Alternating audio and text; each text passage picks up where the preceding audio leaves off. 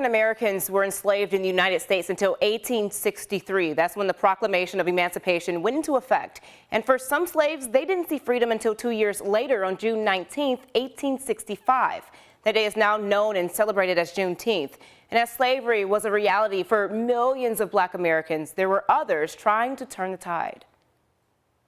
The United States has a long history of racism. Segregation was prevalent in nearly every aspect of everyday life, and it was that separation early on that established Black institutions, one being historically Black colleges and universities, often referred to as HBCUs. They knew that if the Negro didn't get the education that he needed or she needed, that they would not have a chance. In Kentucky, that chance started at Simmons College in 1879 and expanded a few years later with Kentucky State University. Seeing someone that looks like you, who is educated, that relationship is very important. And for some people, college is the first time that kind of relationship is established.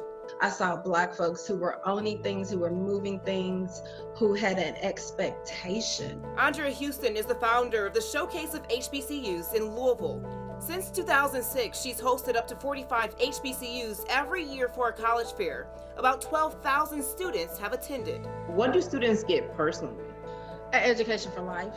Inside the classroom, they have an expectation that you can do this. And outside of it. It is a bond that is like no other. No matter what school you call your own. Now, we might talk about each other. Right. Like, but you can't talk about us. But you can't talk about us. What's your response to people who have that mindset that this is not up to par? You know, you look at somebody like Aluska Twyman, first mayor in the state of Kentucky, in Glasgow. Obviously, a Whitney Young stands out, you know, president of the Urban League. I say Kamala Harris, I say Stacey Abrams, Martin Luther King Jr., John H. Thompson, Oprah Winfrey.